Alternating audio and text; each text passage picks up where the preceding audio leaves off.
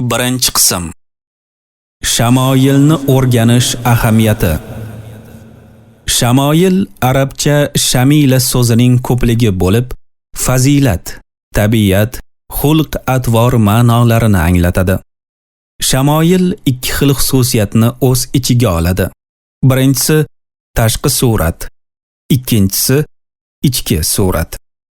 Tashqi suratga tana rangi, bo'yning baland-pastligi, soch holati, yurish-turish, a'zolar katta-kichikligi va shu kabilar kiradi.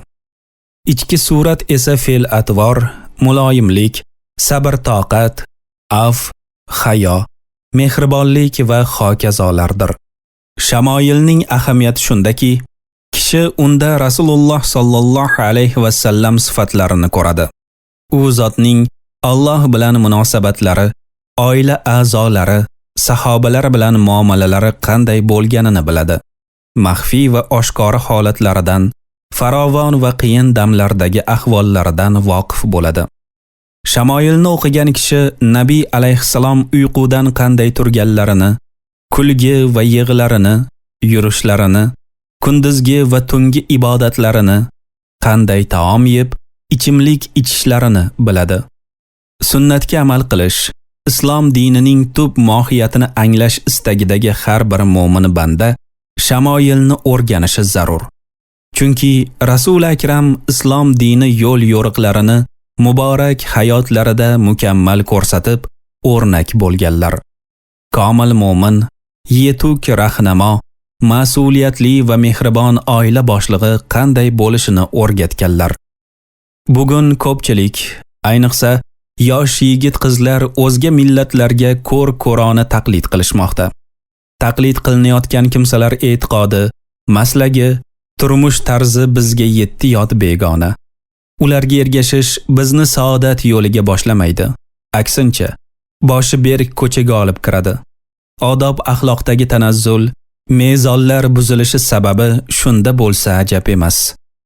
Aslida haqiqiy baxtga sunnatga amal qilish bilan erishiladi.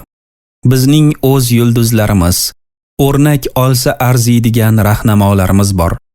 O'zga millatlarga taqlid qilishga hojat yo'q. Ota-bobolarimizning odob axloqda, insoniylikda erishgan yutuqlari zamirida sunnat mutahhara turadi. Sufyon ibn Uyayna rahmatullohi alayhi shunday degan: Haqiqatdan Rasululloh sallallohu alayhi va sallam eng katta mezondirlar. Hamma narsa u zotning xulqlariga, siratlariga, yo'llariga qiyoslanadi. Agar biron ish, holat yoki fikr u zot sunnatlariga muvofiq bo'lsa, haqdir. Bordi-yu zid kelsa, botildir. Ya'ni har bir so'z, har bir amal va xulq uchun sunnat o'lchov hisoblanadi. Ularning to'g'ri yoki noto'g'riligi sunnat tarozisida tortiladi. Kimning so'zi, xatti-harakati, o'zini tutishi sunnatga muvofiq bo'lsa, u haq yo'ldadir. Kimniki xilof bo'lsa, uning yo'li noto'g'ri. Ma'lumki, har bir banda Muhammad sallallohu alayhi va sallam Allohning haq payg'ambari ekaniga shak shubhasiz iymon keltirishi vojib. Rasulullohni taniganimiz sari u zotga iymonimiz mustahkamlanadi. Muhabbatimiz, hurmatimiz ortadi. Chunki banda mahbubini ko'p eslasa, ko'z o'ngida uning timsoli gavdalanadi. Go'zal siymosini, maqtalgan xislatlarini ko'rgandek bo'ladi. Natijada mahbubiga shavq oshadi.